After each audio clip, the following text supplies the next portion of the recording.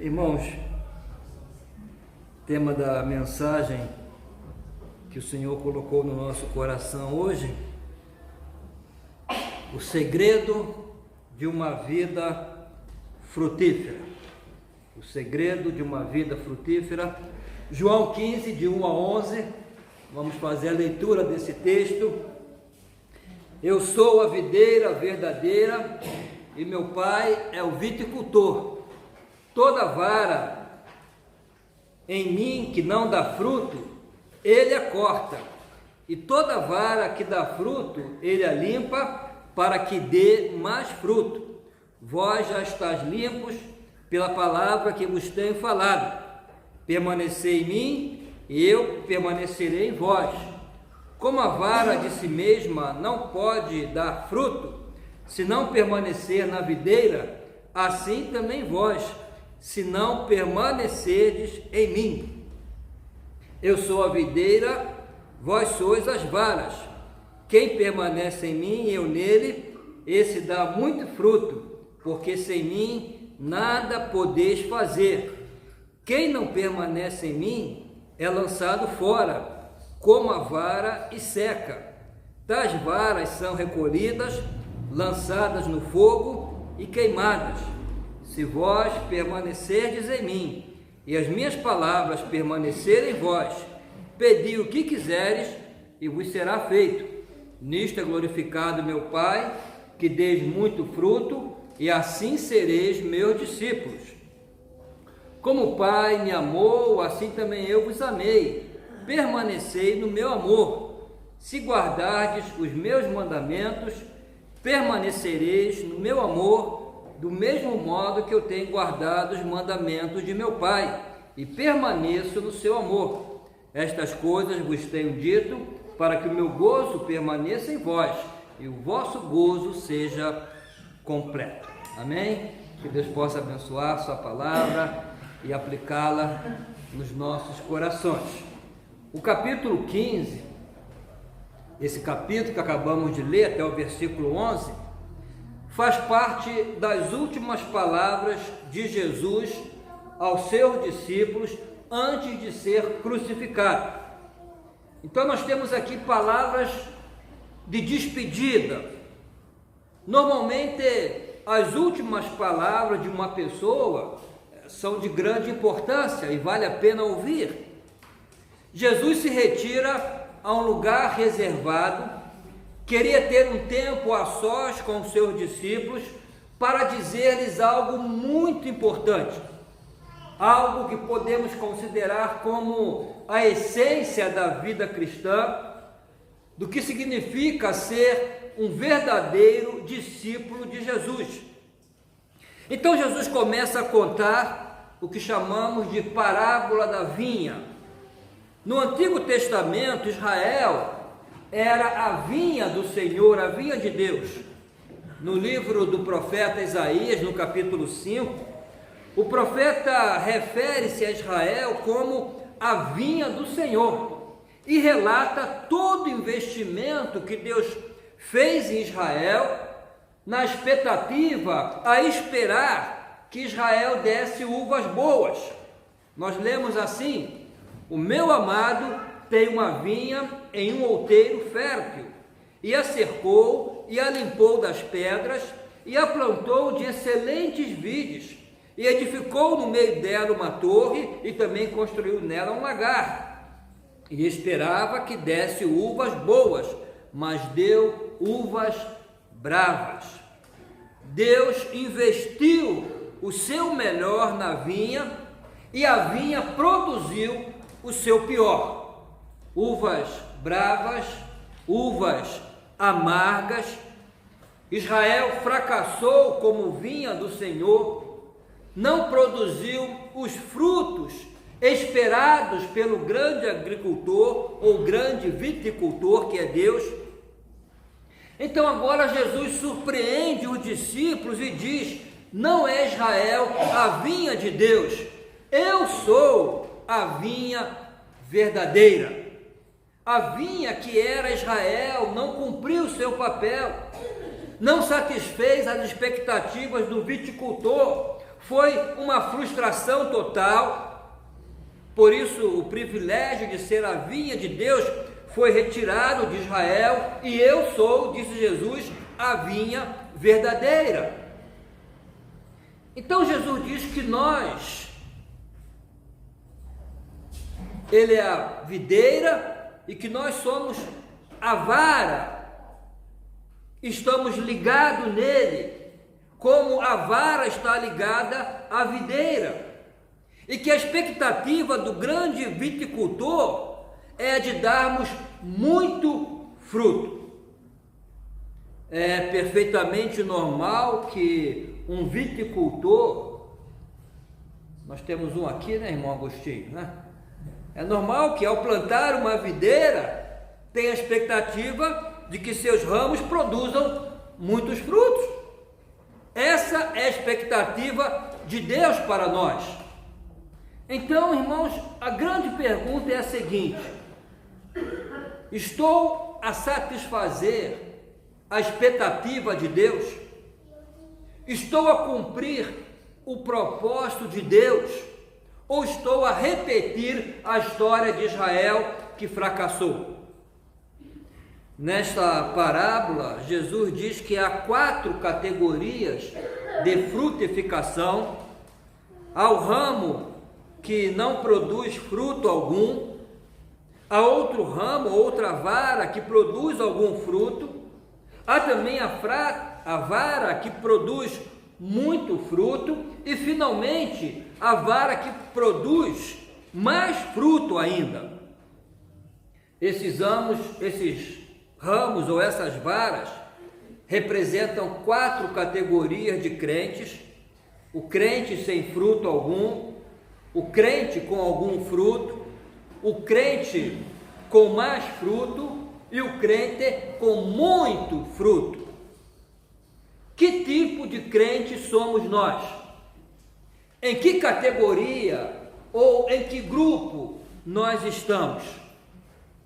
No versículo 16 do capítulo 15, Jesus diz que fomos chamados não apenas para a salvação, mas fomos chamados também para produzir frutos. Ele nos nomeou ou designou para darmos frutos. Versículo 16: não me escolhestes vós a mim, mas eu vos escolhi a vós e vos nomeei para que vades e deis fruto, e o vosso fruto permaneça. Então, irmãos, aqui podemos perceber que produzir fruto, que ser um crente frutífero, não é opcional. Não é uma questão de escolha nossa, se queremos ou não queremos, é uma nomeação. Jesus diz: vos nomeei, é uma designação, é o nosso propósito na vida. Foi para isso que fomos enxertados na videira verdadeira, que é Jesus. E se não estás a produzir fruto, não estás a cumprir o seu propósito de vida, porque o seu propósito, o propósito de ter sido enxertado na videira, é produzir muito fruto. Eu fico a imaginar os discípulos ao ouvir Jesus falar isso e perguntar: o que são esses frutos? O que são? Na verdade, devemos frutificar interna e externamente.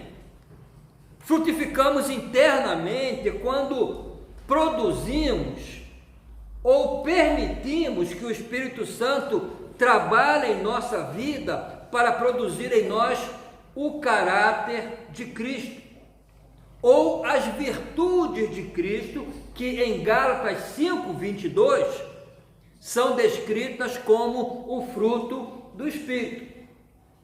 Essas qualidades são as qualidades que haviam em Jesus.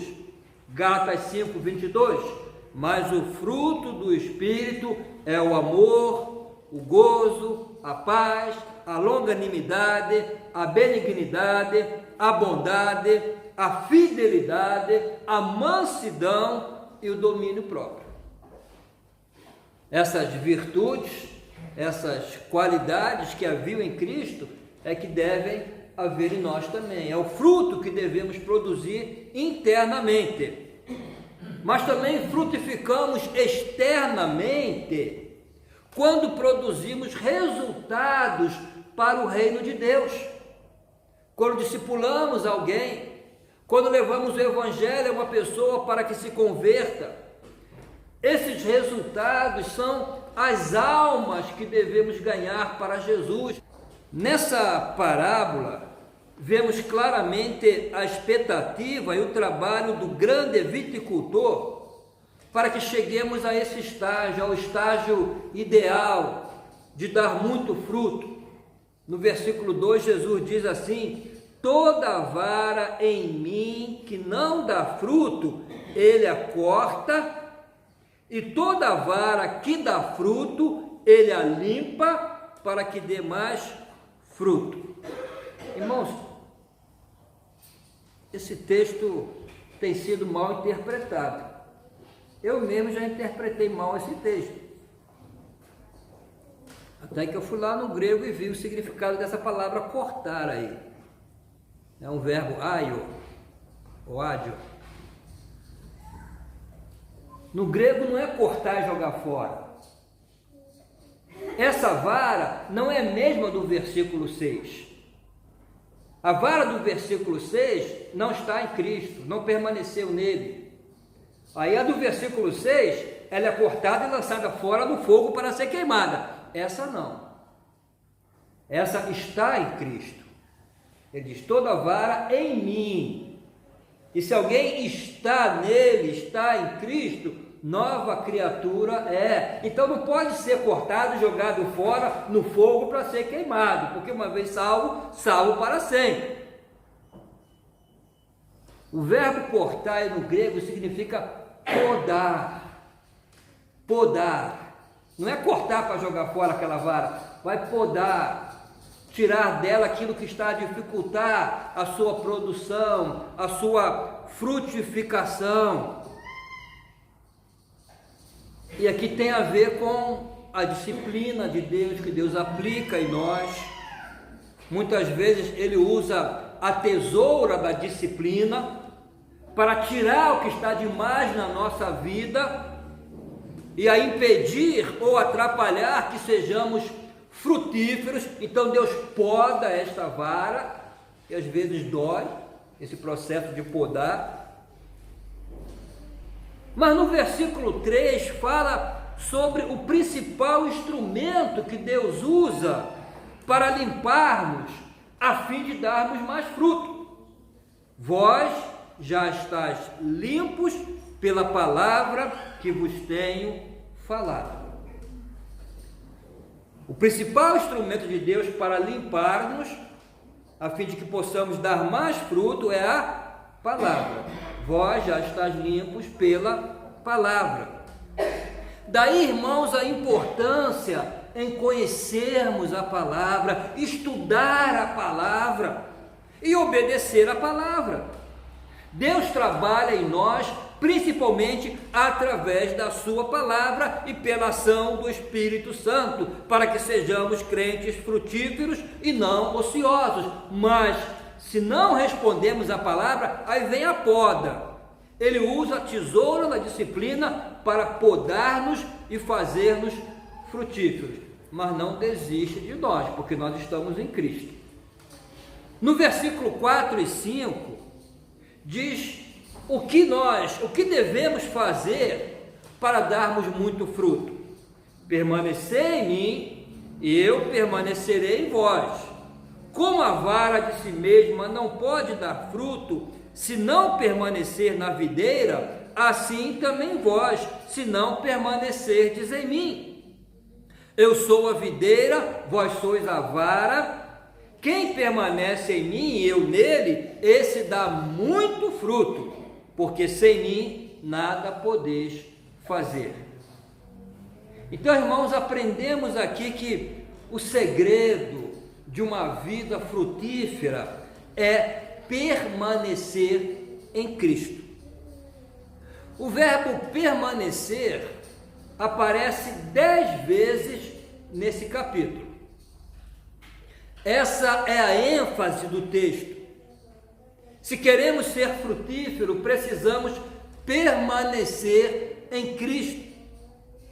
Irmãos, eu acho isso magnífico, porque somos levados a pensar que o nosso papel é trabalhar para Jesus. Eu não estou a dizer que não devemos trabalhar, que não deve ser assim. De fato, devemos servir ao Senhor com alegria, devemos ser sempre abundantes na obra do Senhor, sabendo que o nosso trabalho não é vão no Senhor. Mas essa não é a ênfase do texto. A ênfase não é o trabalho, a ênfase é permanecer em Cristo. Ele não diz trabalhai para mim, mas diz permanecei em mim. A ênfase é permanecer, porque é desse caule que vem a força e o poder para as varas. Cristianismo é relacionamento com Cristo. Cristianismo é vida com Cristo. Nosso fracasso muitas vezes é querer produzir frutos por nós mesmos. Mas Jesus diz: sem mim nada podeis fazer, permaneçam em mim. A vida com Deus é mais importante do que trabalho para Deus. Deus está mais interessado no que és do que no que fazes. Até porque o que fazes só tem valor quando é resultado da tua vida com Deus. Porque o contrário disso é ativismo, legalismo, religiosidade vazia. Para dares os frutos que Deus espera, precisas permanecer em Cristo. Mas pastor, o que significa permanecer em Cristo? O que Jesus nos ensina acerca de permanecer nele? Eu creio que temos a resposta no versículo 10. Se guardardes os meus mandamentos, permanecereis no meu amor, do mesmo modo que eu tenho guardado os mandamentos de meu Pai e permaneço no seu amor. Então, é a obediência à sua palavra. Permaneço em Cristo e no amor de Cristo se obedeço à sua palavra. O que faço com o que leio da palavra ou com o que escuto? Venho à igreja domingo após domingo, ouço o sermão dominical. O que estou a fazer com o que escuto? O que estou a fazer com o que é ensinado aqui na igreja? Irmãos, o nosso problema não é falta de conhecimento. O nosso problema é falta de obediência, porque conhecer nós conhecemos, nós sabemos.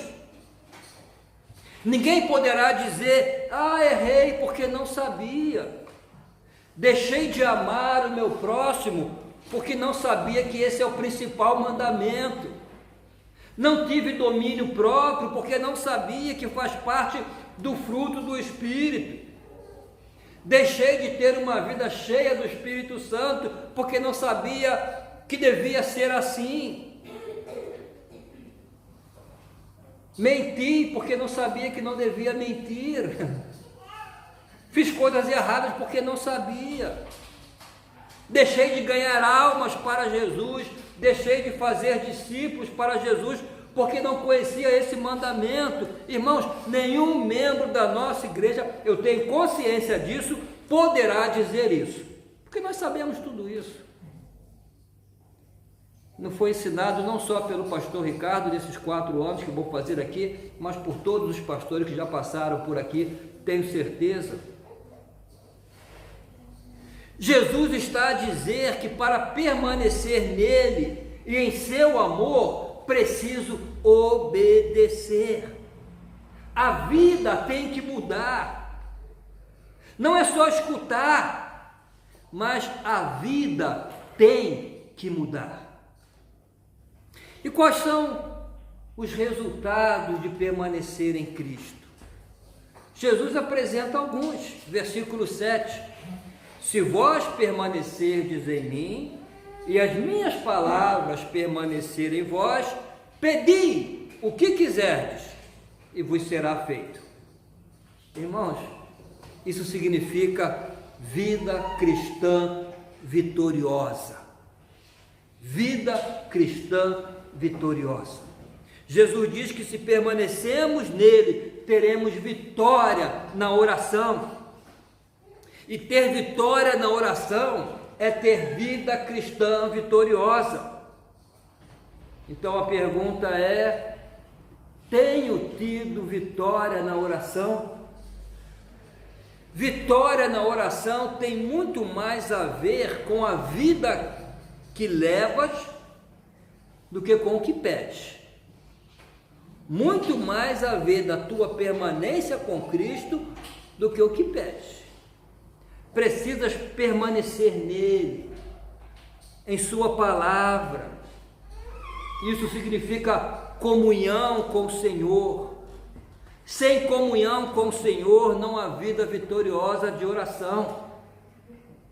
Passemos agora para o versículo 8. Nisto é glorificado meu Pai, que deis muito fruto, e assim sereis meus discípulos. Quando damos fruto, irmãos, muito fruto, estamos a viver para a glória de Deus. Esse é outro resultado.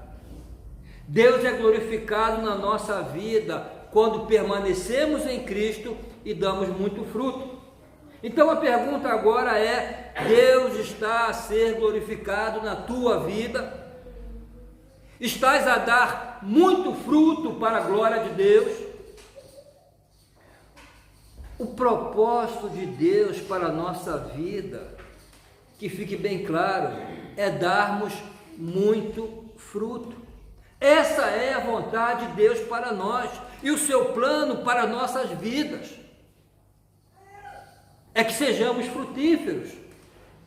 Crente que não está a produzir muito fruto, olha, irmãos, muito fruto, não está a cumprir o propósito de Deus para a sua vida e não está a viver para a glória de Deus. É em produzir muito fruto que demonstramos ser verdadeiro discípulo de Jesus. Ele diz: nisto é glorificado meu Pai, que deis muito fruto, e assim sereis meus discípulos. É dessa forma que vocês demonstram que são realmente meus discípulos, quando dão muito fruto para a glória do Pai. Jesus já havia dito que é pelo fruto que se conhece a árvore. Então a pergunta é: Deus está a ser glorificado na tua vida? As pessoas, ao perceberem a qualidade do fruto que estás a produzir, podem dizer: é verdade, esse realmente é um discípulo de Jesus. As pessoas podem dizer isso de ti: é verdade, ele é um discípulo de Jesus, pelos frutos se conhece. Para que isso aconteça, precisamos estar ligados na videira verdadeira. Precisamos permanecer em Cristo, vida de comunhão com Cristo. No versículo 9, Jesus faz uma revelação surpreendente. Como o Pai me amou, assim também eu vos amei. Permanecei no meu amor. Vocês conseguem fazer ideia de como o Pai amou o Filho? Conseguem fazer ideia da grandeza, do tamanho do amor de Deus por Jesus? A grandeza, a sublimidade, a profundidade do amor do Pai pelo Filho. Aqui Jesus está dizendo o seguinte: com o mesmo amor com que o Pai me amou, eu vos amei. Estou a derramar esse amor abundante sobre vós, com a mesma maneira intensa, com a mesma maneira sublime que o Pai me amou, eu também vos amo. E mais, quero que permaneçam no meu amor, neste amor com que vos amo. Então agora começamos a perceber, irmãos, que permanecer em Cristo é uma vida maiúscula, frutífera, abundante, feliz. É uma vida cheia de graça e do amor de Deus derramado no nosso coração. Como resultado disso, teu semblante vai mudar. Não vai ficar mais com aquela cara de quem está a chupar limão, não. Teus pensamentos e tuas atitudes vão mudar. Teu comportamento e teus relacionamentos vão mudar. Primeiro, porque o amor de Deus está a irradiar dentro de ti. E segundo, porque estás em Cristo. E se alguém está em Cristo, nova criatura é. No versículo 11, Jesus diz assim: estas coisas vos tenho dito, para que o meu gozo permaneça em vós, e o vosso gozo seja completo. Irmão, Jesus deseja que tenhamos uma vida de alegria completa. Ele não quer que vivamos tristes, infelizes. Vida cristã, quando bem vivida, quando bem compreendida, é vida de alegria completa, vida de exultação, cheia de glória. Essa é a vida de quem produz muito fruto para a glória de Deus. Há gozo, há alegria, há brilho no rosto.